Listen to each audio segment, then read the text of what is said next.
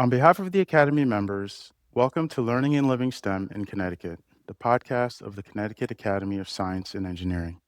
My name is Tanimu Deleon. I'm an elected member of the Academy and serve as an officer on its council. I invite you to learn more about the Academy by visiting our website at ctcase.org. Today, we will talk about the reconceptualization of the biology of depression and the discovery of ketamine as first exemplar of a rapid-acting antidepressant. I am joined today by Dr. John Krystal, the Robert L. McNeil Jr. Professor of Translational Research and Professor and Chair of the Department of Psychiatry, a Professor of Neuroscience, and Professor of Psychology at Yale University. John is the recipient of the 2026 Connecticut Medal of Technology for the discovery of rapid antidepressant actions of ketamine. Welcome, John, and congratulations are in order, and thank you for being part of this podcast. Before we start, will you share a bit about your background? Sure. I spent my entire career since medical school at Yale. Arrived, it scares me to say this, in 1980.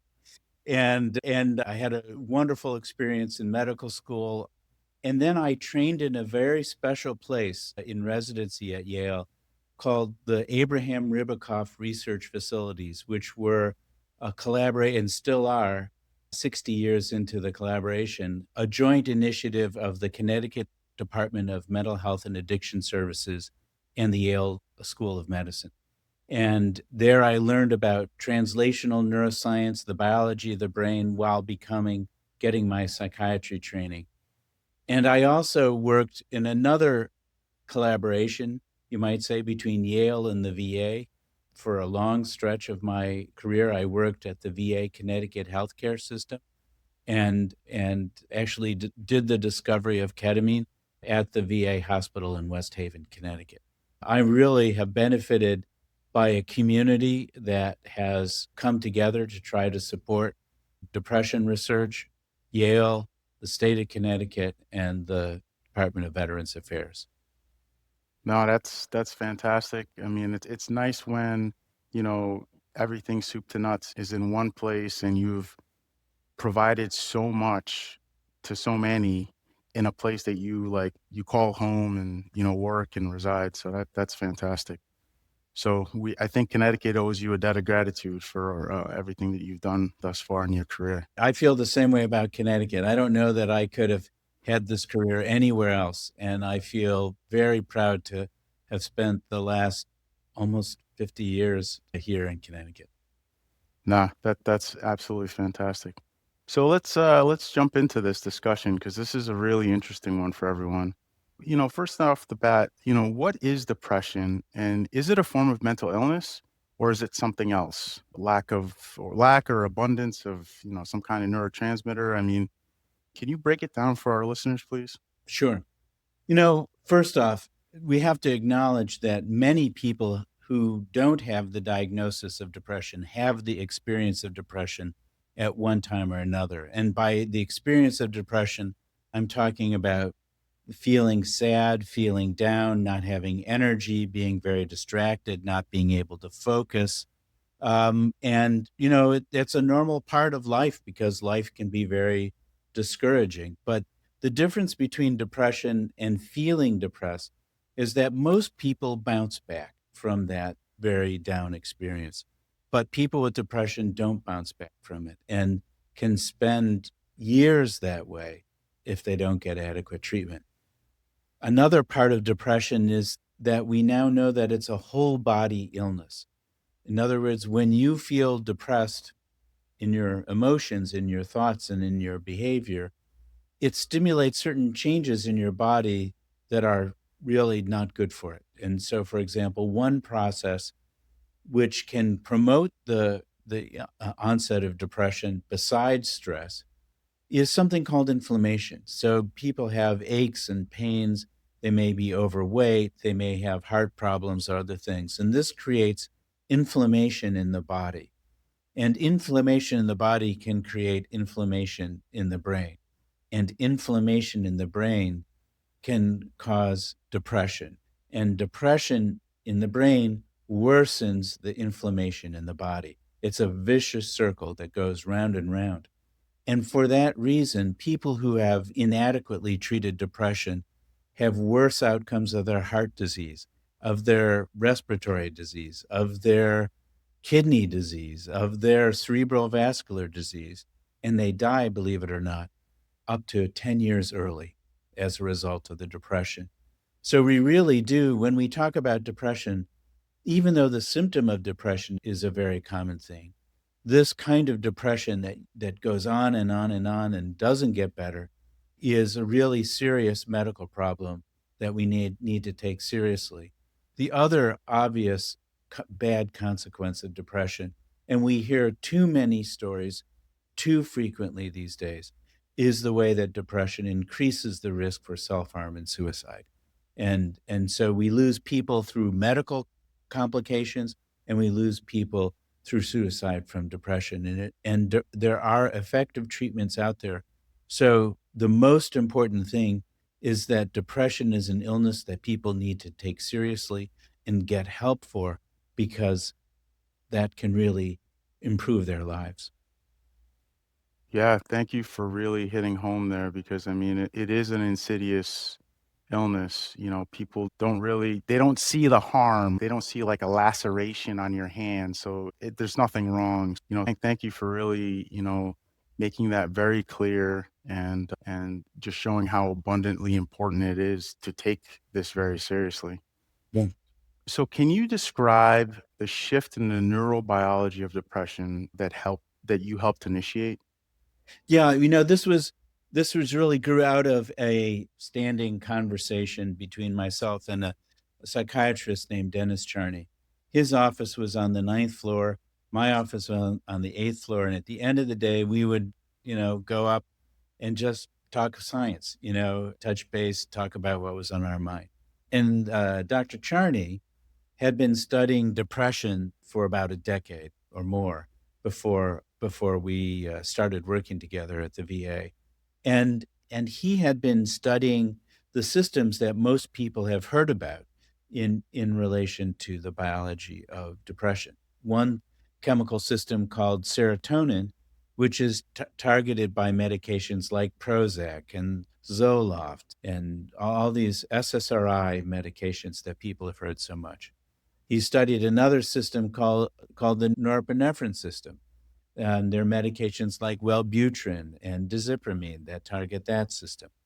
And so people had come to believe, because the antidepressants worked on the serotonin and norepinephrine system, that depression itself was an illness of serotonin and norepinephrine. And and a study that or series of studies that Dr. Charney had led really raised some serious questions about that idea, which were that they depleted the body of serotonin and norepinephrine, and people didn't get depressed. So, whatever it was about serotonin and norepinephrine that the antidepressants were doing, perhaps these medications are more recruiting resilience systems in the brain more or less successfully than they are reversing the actual biology of depression.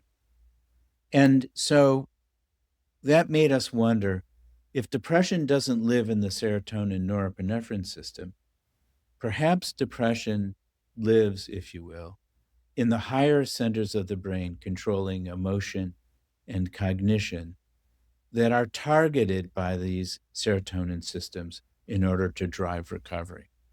And those systems, the cerebral cortex and the limbic system, turn out to use different chemical messengers than serotonin and norepinephrine for their main communication. In fact, the main communication highway of the brain, something like 70% of the synapses, maybe more, use a chemical called glutamate to drive excitatory neurotransmission. In other words, to to be the electricity of the circuits of the brain. And so we thought, well, gee, this you have to understand, this is before brain imaging, a lot of the current brain imaging technologies. We thought, gee, it would be great if we could probe the glutamate system to see if it's signaling abnormally in depression. And it just so happened that was the area that I was working in, glutamate signaling. And we could use a drug which had been around since the 1960s to probe the integrity of the glutamate circuits.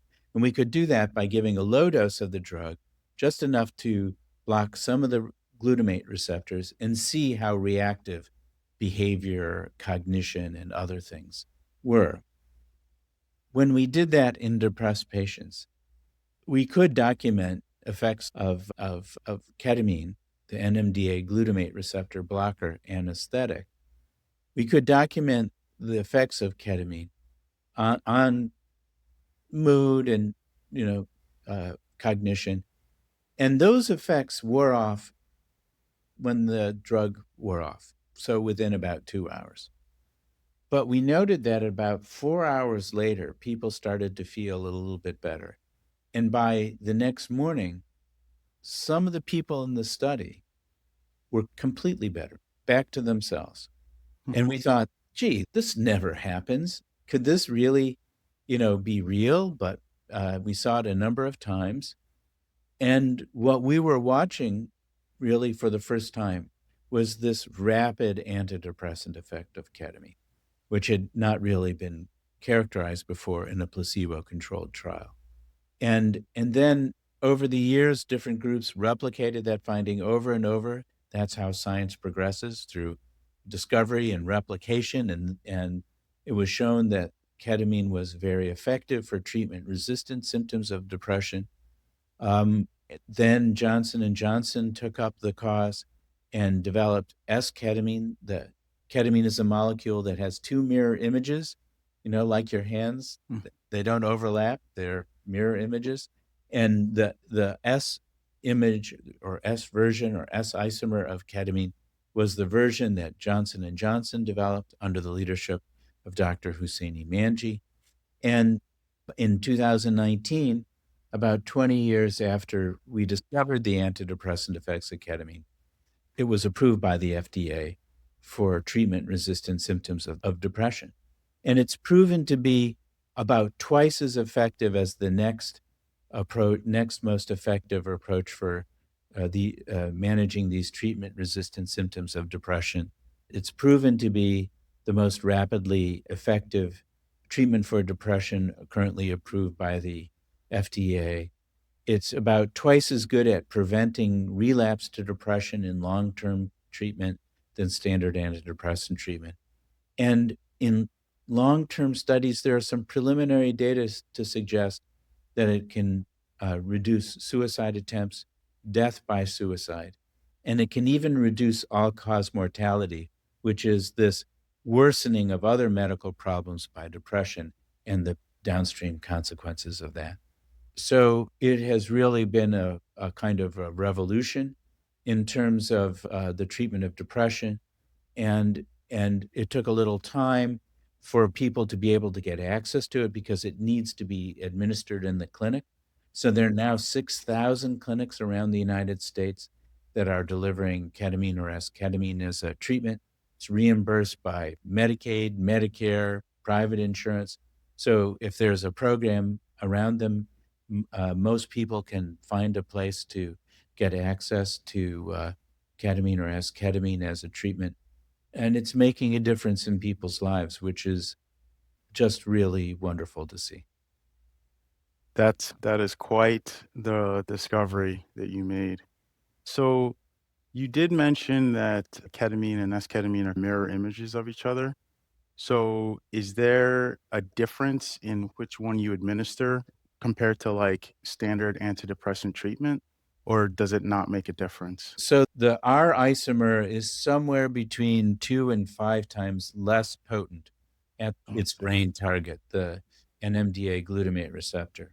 And so far, the company that was developing it didn't use high enough doses to show that it was effective, because you have to compensate for the fact that it's lower potency, and so you have to give, probably have to give a much higher dose of the R-ketamine than you give a dose of the S-ketamine. So At the moment, we can give the R and S together, racemic ketamine, or we can give the S isomer by itself.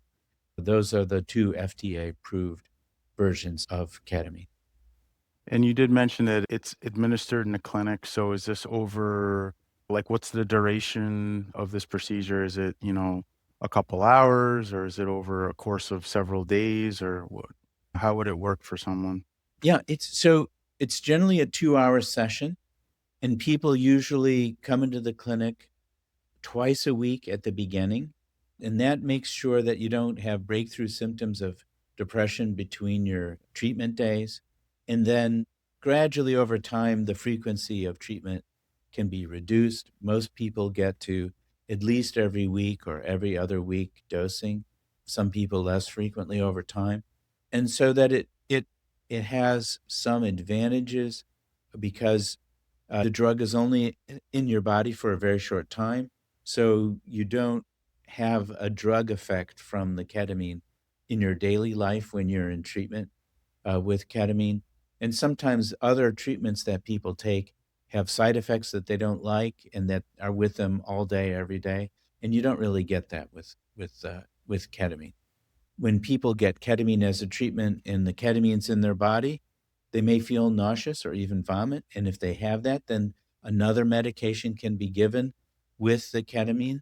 They may have an increase in blood pressure. Again, another medication could be given with the ketamine to manage that so that it can be very safe and very well tolerated in the clinic. But you can tell by the way that I'm talking about monitoring and I'm talking about giving other medications, and so that this is one of the main reasons that ketamine is only given as a inside clinic treatment. The other is the abuse liability of ketamine. So some people may know of ketamine by its street name, which is Yeah. called Special K, and Yeah. and so what happens if people get a lot of ketamine at home to use for their self treatment of depression is that there's a big tendency to misuse the ketamine, to take more than you need it, more frequently than you need it. One person that I talked to, instead of taking it every a dose every 2 weeks, he was taking it 6 to 8 times every day. He had a bottle with a nose dropper, and he would, when he was feeling stressed, he would just take a little ketamine. That's not the way that ketamine works as a treatment, and it creates addiction problems that are their own problem, and so we don't want ketamine to become a drug of abuse, so that's part of the reason we keep it in the clinic. Okay. And you said with a nose, like an eyelid dropper, Yeah. he was taking? Yeah, so he had a bottle of ketamine, and lots Okay. of people have gotten this from compounding pharmacies or things like that. I see. But, they get a bottle of ketamine, and then when they just put some nose drops in, and it turns out that ketamine is not very well absorbed orally, and so we gave it intravenously so we could control the blood level very carefully, and the Johnson& and Johnson developed an intranasal version, not nose drops, but a fine spray that's shot into the sinus and absorbed through the sinus where the levels can be consistent. The absorbed levels can be consistent. When you let ketamine run down your throat, it's inconsistently absorbed. Yeah, them similar to other medications, and, so yeah, because when you had mentioned, like, controlling the dosage is critical, I was like, "Oh, eye drop?" I was like, "That's pretty interesting."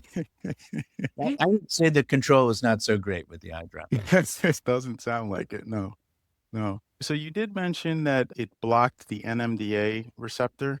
Mhm. So is that how ketamine affects the, I guess, feeling of more euphoria, or the antidepressant effects? Is that where it comes in, or is there more of a cascade from that blocked receptor that allows ketamine to give that type of response that was extraordinary? Yeah, so this is really an important point, which is that the euphoric effects go away Mhm. before the antidepressant effects emerge. And the way that ketamine produces recovery is a complex and evolving story, and I don't think we still have all the answers. But there are a couple of really interesting things that ketamine does in the brain. One of these things is to trigger the release of a nerve growth factor in the brain called brain-derived neurotrophic factor. It's also known affectionately as BDNF. And so BDNF is a really powerful nerve growth factor that helps the brain cope with stress. And one of the things that BDNF does that's very powerful is that stress causes the brain to lose some of its synaptic connections, the way that nerve cells communicate to each other. And when BDNF release is triggered, then it regrows synaptic connections. It actually does it in a more subtle way. It shifts the balance of away from synaptic elimination and increases synaptic growth. And so it's not exactly one to one, but clearly the key synapses have to regrow because the antidepressant effects of ketamine only last as long as the regrowth, those regrown synapses. When they start to fade away, then the beneficial effect goes away. And so that's why we have to dose it twice a week when we start out. So, in a way, what ketamine does more effectively than standard antidepressants is to recruit the brain's own resilience mechanisms, which I think is a kind of cool idea. So does that play into plasticity or is that something different? So, by restoring connectivity in the brain, Mhm. another thing that happens when you give ketamine is it triggers the brain to move some other glutamate receptors into the synapses. So, one of the ways the brain adapts to stress is by depotentiating synaptic connections. So it doesn't necessarily just remove them, it can Yeah. make them less effective. And it does that by removing glutamate receptors from the synapse. And so ketamine also triggers the glutamate receptors to go back into the synapse. So it's restoring the effectiveness of communication of the existing synapses and it's regrowing synapses at the same time. Wow. Okay. That's really interesting. It's almost I don't know, it seems like it's one of those answers for everything almost. Yeah. I'm not sure that it is an answer for everything, but it is a really profoundly different way of thinking about the treatment of depression, and it may help in combination with certain kinds of psychotherapy for post-traumatic stress disorder. It's Mhm. being studied for some other conditions as well, but most robustly so far are the effects that we've seen in depression. So yeah, you mentioned PTSD. So what kind of patient would benefit from the ketamine treatment then? It doesn't strike me that it would just be someone that I mean, has depression but not maybe severely depressed, or does that not make a difference? I think that at the moment, the 2 indications approved by the FDA are right on target. So the first are people who have been in treatment. Maybe they tried 1 or 2, 3, 4 different antidepressants alone or in combination with other medications, but they're still dragging at work. They can't quite get over the hump. They're still can't experience pleasure in their life. They still are feeling negative, having negative thoughts running through their head during the day, not able to focus, not really engaging with other people. These people with treatment resistant symptoms, they're very good candidates for something like ketamine or esketamine. The other group, exactly as you suggested, are the ones who are extremely ill.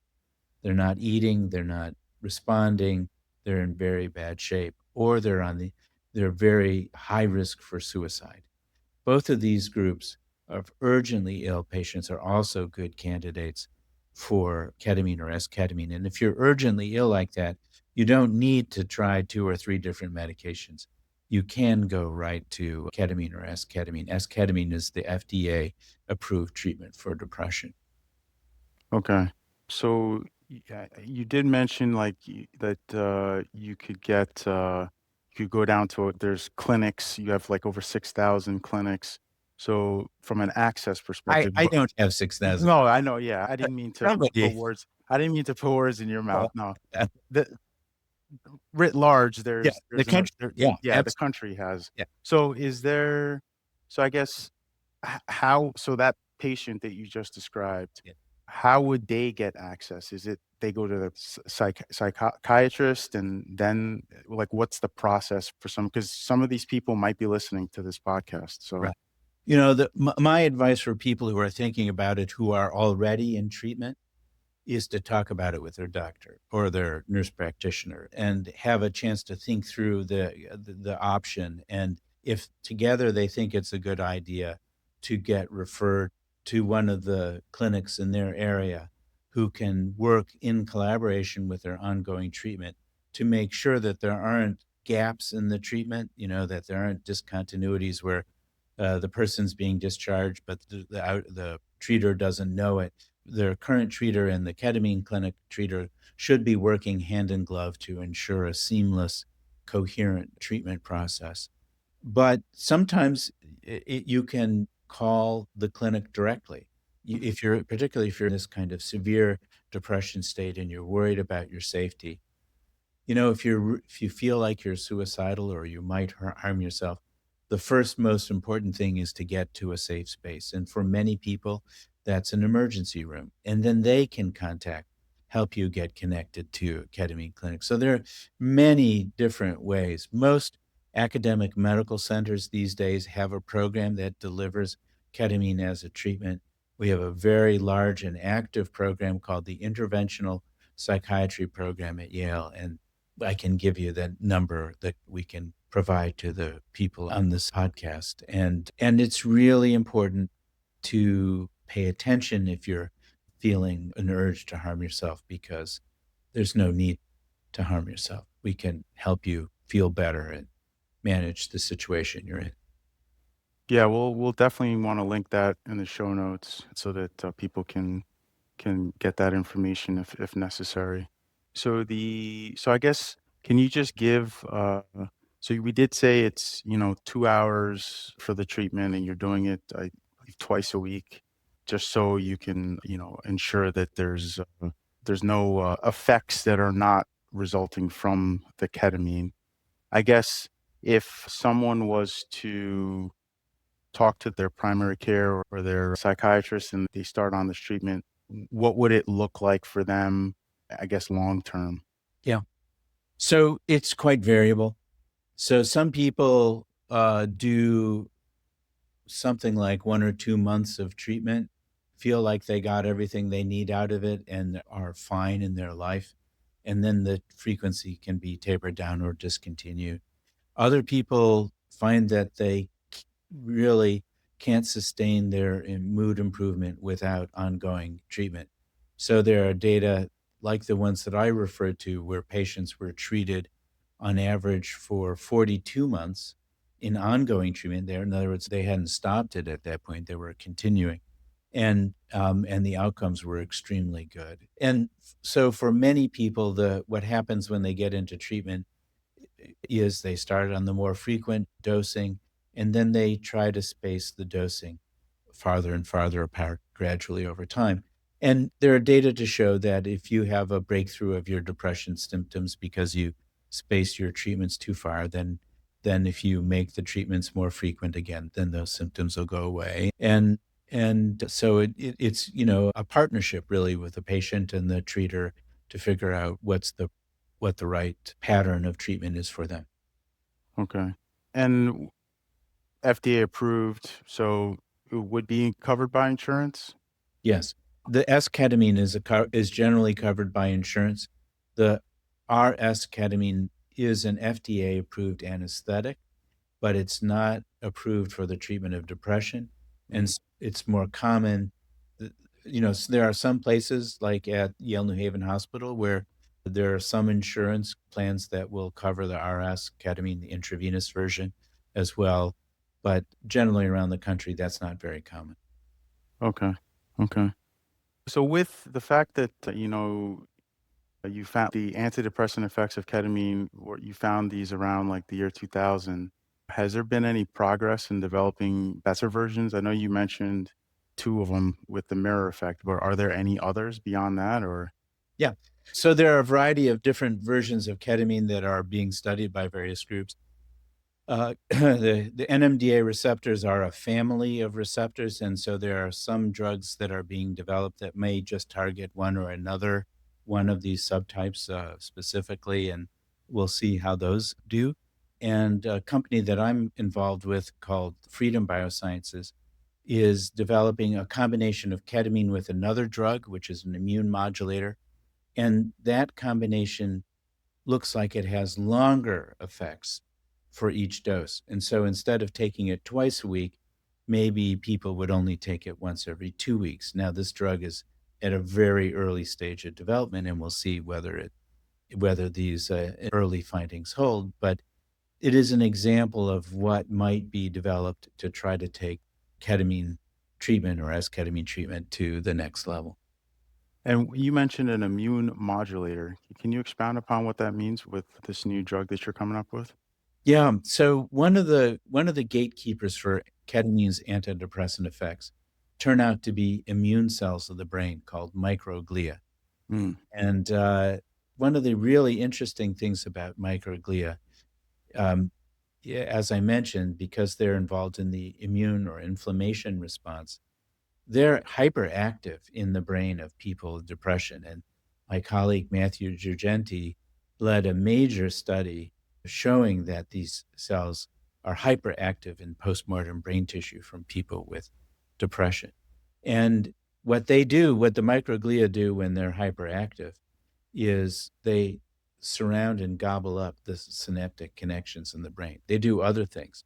They can actually hurt the white matter that insulates the nerve fibers, and they can affect the support cells of the brain called glia. So when microglia are bad, they're very bad Hmm. for the brain. And so what this immune modulator does is help ketamine or esketamine to repolarize the microglia from a state where they're promoting the depression to a state where they're releasing BDNF, this resilience mechanism, and protecting the brain. But you can turn the microglia into cells that are promoting recovery from depression by combining ketamine and this immune modulating drug. At least it looks that way. And I think that's really exciting because one of the things that happens when science advances is intellectual barriers between fields just crumble, right? And Yeah. here we have a crossing of the boundary of immunology and neuroscience, and it turns out to be critical for something like the antidepressant effects. In animals, they've done studies where they have killed the microglia in the brain, and when you do that, it blocks the antidepressant effects of ketamine. And a graduate of Yale, Dr. Woleb in Cincinnati, just did a fascinating study where he showed that if you block the BDNF gene selectively in the microglia, you also block the antidepressant effects of ketamine, Hmm. meaning that a key source of the BDNF that regrows the synaptic connection of the brain is actually coming from these immune cells, not from nerve cells, which is a completely wild idea that we would have never anticipated until we started going down this road of breaking down the boundary of neuroscience and immunology. Wow. It really is a balance, right? Like you can't have one thing without having the other thing. So as it's a bad cell, I guess, when it proliferates, but when you have just enough of them, it actually turns out to be a good thing. Right. So, yeah. Wow. Incredible, right? Yeah, marvelous. It really is marvelous. Is there anything else you'd like to add to the conversation here? Just to say that the science environment in Connecticut has just been wonderful, and the opportunity to have my career here has been just something I'm extremely grateful for. And I just want to thank my colleagues in the Connecticut Academy of Science and Engineering for recognizing me with the Medal of Technology. It's a very meaningful honor, and I'm very grateful to receive it. Yeah, we are very fortunate to have you in our state. And, we salute you for all your hard work.